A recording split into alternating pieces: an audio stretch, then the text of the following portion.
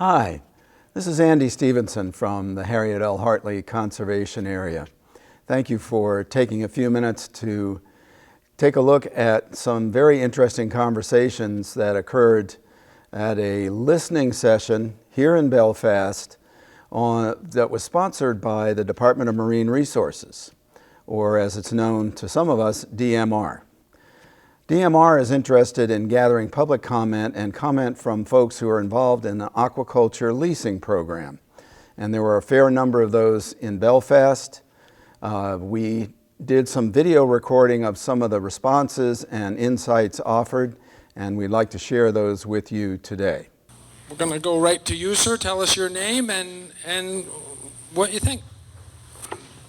My name's Ralph Hamill, and we have an oyster farm. And I just wanted to agree with Gemma about the permitting and regulation of kelp farming. The DMR, I think, is in a tough position. They're supposed to be stewards of the environment and promote aquaculture, and I believe that's in the DMR mission, I think. Supposed to do both, right? Both, right. Which is kind of working both sides of the game, and it's tough, but I think there's a big difference between oil exploration and kelp farming. And kelp farming basically has no negative effects. There's no effluent. You don't need land. You don't need water. You're not using fertilizer. It raises the pH of the water. It's good for oysters because their shells don't grow as thick in acid ocean water. So there are an awful lot of things about kelp that is good, and none that are bad. It's grown on lines that, at least if you have an oyster farm, you have lines with oyster bags on them, and it grows on that, just not enough to harvest. And it seems to me, getting a permit, if you're an oyster farm already, to grow seaweed should be just a check a box. Yeah. Okay. Be very simple. And yet I've talked to people, and I'm having a hard time getting an amendment at my oyster farm to grow seaweed, which would be the simplest thing to do and great for the future of the world, basically. Great. Okay, thanks for that reaction, and you've got some support here. I'm coming right back, but I saw a hand over here first. Tell us your name and your comment. Hi everyone, my name is Nathan Smith. Just want to relay a little bit about what we just talked about on this first question. We were sort of surprised that Nordic came up so quickly and so profoundly here, but that it makes sense because people are so passionate about the impacts of their potential livelihoods here. Another thing that was mentioned was that the idea that having an environmentalist on the panel would have been a good idea off the bat. That's all we got to on the first question. Yeah, thanks for mentioning those things. Hi, my name is Lawrence Reichert. I'm a Belfast resident, and I have a couple of concerns about the introduction to the whole program this evening. It was stated that aquaculture is the most efficient way of creating protein, and as a kind of fundamental reason for doing it in the first place, and that's simply not true. It was said that 100 kilograms of feed produces 61 kilograms of fish, but there's not necessarily a protein equivalency between the feed and the fish, and even if there is, there's still a 39% loss in there. The much more efficient thing would be to eat what goes into the fish meal to begin with. And I've been researching Nordic aqua farms and the aquaculture industry in general for 6 years, and according to my calculations, there's a roughly 85% loss in protein from the fish meal to the final product. One more concern that I have, and that is that it was stated that we import $20 billion of seafood, but my question is, does that include the catch that's caught here and sent to places, principally China, and processed and sent back? Because Nordic Aqua Farms all the time says that we import 90% of our seafood. But if you count the fish that's caught here and sent abroad for processing and back, that figure drops to 60%. Okay, thanks for these comments. That's very helpful to hear. Let's give Dylan our attention, our full attention, please. Thank you. We were talking about a lot of our group members talked about the wide perspectives and what aquaculture is, what it means. I think we heard over here how a kelp farm is quite different from an oil operation, and how the DMR should consider that variation in the laws that they are helping pass. I think I can probably pass it on to you guys for a bit more detail about what exactly you wanted to talk about. But we also stressed the importance of public input in these discussions. A lot of us agreed with what David had to say in the panel discussion about the importance of prioritizing that and considering how that happens. I think, Jill, you mentioned how there is actually quite a lot of opportunity for public input, but that the DMR is not considering what people have to say in the way that we would like. Right. Okay, thanks for saying that, Dylan. But on question 2, one of the things that came up in our group was that DMR, but not just DMR, most of the state agencies need to do a better job of being seen as protective of the environment. That there's a credibility issue here. And that was one of the issues that came up. Another issue was we are very concerned. Hold that mic right up, Steve. Yeah. We are very concerned that DMR, DEP, DACF, all of these agencies are understaffed and outgunned. Because what happens with large projects and proposals, apologies, Sebastian, is that they come into a town or a community or an area, they're very adept at presenting the best possible light on their project. They're very adept at getting through the permitting process. In Nordic's case alone, there were 12 bankers' boxes full of material to just get through the permitting process in the first cycle. So they can do that, but with apologies to DMR and other state reps, because I worked for US EPA at the beginning of my career in Washington.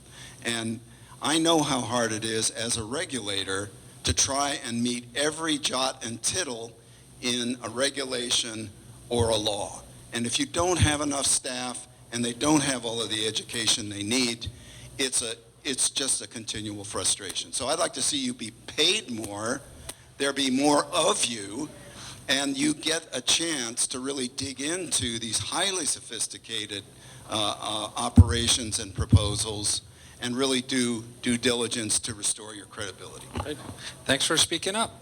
My name is Alex de Koning. Our table, one of the cool points that came up was that the DMR should be considering climate change impacts, both positive and negative, of every proposal that comes through as far as the criteria regarding the ecological sustainability.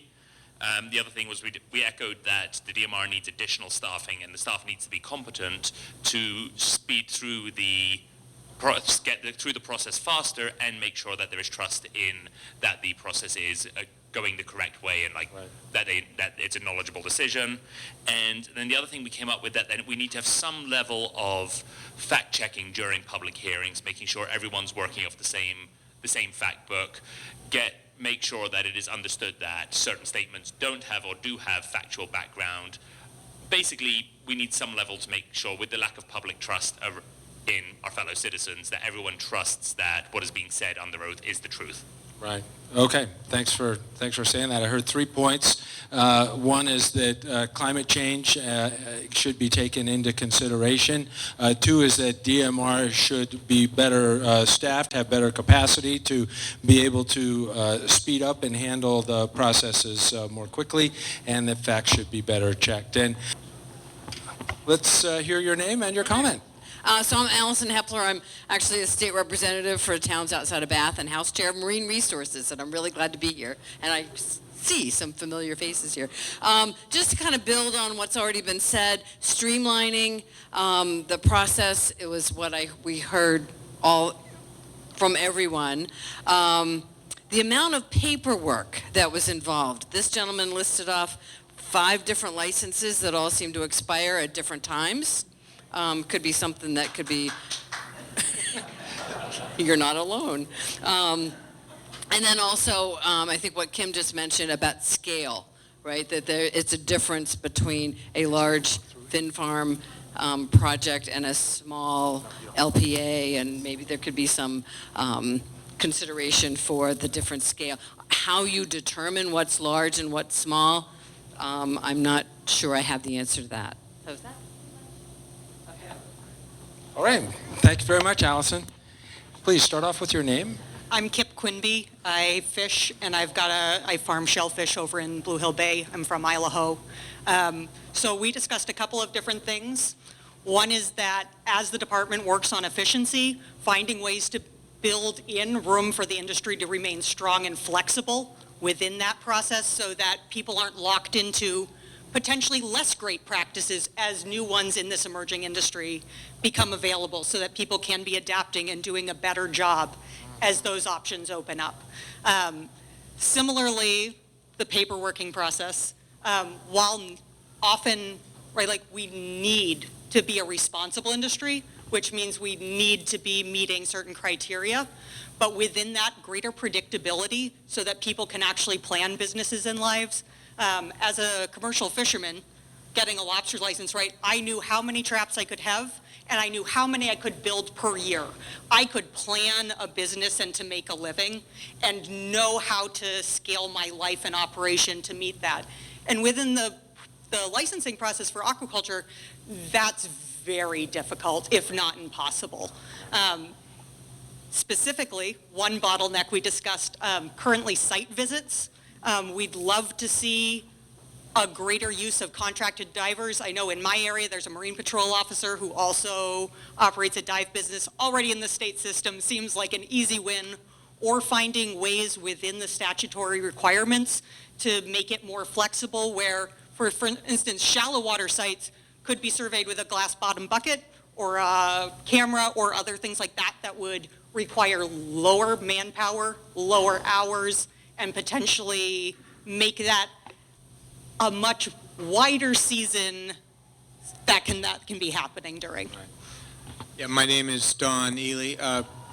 My concern is more around the enforcement after the fact. A site will get cited, and then it seems like the DMR just lets it operate on its own. And I'm not trying to impose more rules on the operator, but there are rules. For one, the citing or the marking per Coast Guard regulations. It might be in their lease, but then there's no enforcement of something as simple as that. Okay. I just want to expand on that in that enforcement doesn't seem to be equal across the board. There are sites that there have been complaints about operating outside the scope of their lease or LPA, and that continues to occur with no enforcement. Right. So along with enforcement, it needs to be consistent and fair. I want to make one note that the three different types, which we're talking the main types of aquaculture, are oysters, mussels, and kelp. Those three are grown completely different from each other. I am a kelp farmer. We do not grow in the summertime. We only grow in the winter time. Right. So we don't conflict with the lobstermen in the area, and we don't conflict with boaters in the area because our gear is on the bank. And I just wanted to make that one note. Okay. There's the three different parts of aquaculture, the main three, are completely different. You really can't put them all together under one rule because they're all different. And you think that the leasing process then should maybe be different for those three? Yeah, That's each your one point, should right? have its own process of going through it and understanding how it's done. Yeah, very good. Okay, thanks for saying that. Hi, I'm John Kerr, and I'm from Islesboro, and I've been on our shellfish committee for forever with Kim and a bunch of other people. I'm on the shellfish committee in Islesboro. I've been on it for like 30-some years. One of the things I think with the input of so many more aquaculture leases in our area is the misinformation. Both the harbor committee and the shellfish committee have differing amounts of information about how it all works, if there's even input that can be included from the Shellfish Committee or the Harbor Committee in the determination of a lease. We don't really know that answer. And plenty of people on those committees don't know the answer, or they have made up answers themselves that are very, very convoluted and sometimes completely erroneous. So. Right. Okay. So we're back to that theme of education. What do you got, Lawrence? Okay, something that's come up a few times is sounds like perhaps a labor shortage at DMR. And I may be wrong here, but I think that agency like DMR tends to attract people who are concerned about the environment. And I think that if the state of Maine in general, not just DMR, were seen as more environmentally friendly and more of an honest broker, that you might have an easier time attracting employees, especially young ones. And I'm not saying that the state has not been an honest broker across the board, but they definitely have not been that here in Belfast. And I'm happy to talk with anyone about that if you want to. Thanks. My name is Jill Howell, and I'm the director for Upstream Watch. Dylan mentioned this earlier when he was reporting back for us, but one of the things that I am most concerned about, and it's not just DMR, it's state agencies across the board. This has been great, this whole discussion, the folks up there today. There seems to be a lot of opportunities, whether it's about aquaculture or other things, for public input, for public comment, but what is really unclear is how that feedback is actually incorporated into the decisions that are made and how much weight it's given. And so we have seen that with the Nordic process. I'm curious how this today will be incorporated, so that's my general comment. Thanks for raising that. Yeah, it's great that you're collecting all this input, DMR, but there's a concern about how it's going to be used. Very briefly, we've talked a lot, I've heard a lot about scale. Our table had a similar conversation, but based on the premise not of an arbitrary size cutoff, but on what it takes to make a responsible living, both environmentally and socially, for an individual or family to be doing that, and thinking about how that reflects the area on the water, both being able to, some people rotate areas similar to things that requires more space. Some people want to be able to afford health insurance. That requires a certain economic barrier. People want to be able to pay employees a fair wage, and sometimes that's reflected in the size of leases being applied for, and I think that before we make arbitrary cutoffs for talking about large or small scale aquaculture, we may want to think about the economic reality of what that takes. Right, okay. Hold it right up so we can hear you. Yeah, okay. I just wish that everybody would become more educated as to what really is going on with all of this. And like I said, there's three different segments involving aquaculture, because in my bay, half of us are involved in the kelpin operation. Of 15 fishermen, there's 7 or 8 of us involved, and you all can get along and you all can make money, but it will never be a big business. It's always going to be small time. There's not enough money into it. Okay, all right. What's that saying? The bell doesn't dismiss you, I do? I just want to say, in this meeting, I'm hearing a lot of folks who have different things to say about different kinds of aquaculture setups. I'm hearing people use the blanket term aquaculture when they mean, you know, I'm really opposed to X project, Y project. But what I want to say that I'm also hearing is that we all really value the fact that we have a working waterfront in our community. I'm hearing that we all really value that we have marine resources that we can protect, that we want to protect these things, and that we want to be able to eat from the ocean. So I want us all to keep in mind that everybody in this room is here because of these shared values. We have these things in common. And I would also encourage you to come away from this meeting with these shared values. And also, my last final teacher message for you is that your language matters. When you are talking about aquaculture, if you mean that I am opposed to X project, use that language. Because if you're saying I'm opposed to aquaculture in general, you're saying that you're opposed to every single project that could conceivably come up. And I'm here to say that if we want to preserve working waterfront as a space in our community, if we want to preserve working waterfront as, you know, something that exists in our community, this is our venue. So please remember the shared values that we came to this meeting with, and, you know, try to work from that space, and also give the other people in this room the benefit of the doubt that we're all working from that same heart. Nice, thank you. I hope you found some of those comments interesting and perhaps thought-provoking. It's important to remember that what we're talking about here is aquaculture leasing, which is primarily dealing with the growing of kelp, oysters, and scallops. Finfish are included, and those leases are something that is considered. But mainly what you're hearing and seeing around these listening sessions is from smaller scale farmers who are very interested in the DMR program, have applications in, and want to make some progress in growing their own small farms. There's one more additional listening session. If you hear this video before March 21st, you can go to Ellsworth and participate in a session yourself. Otherwise, feel free to go to DMR's website and see what else you can learn about this important program. Everybody's input is welcome, and I think they would appreciate hearing from you. Thank you.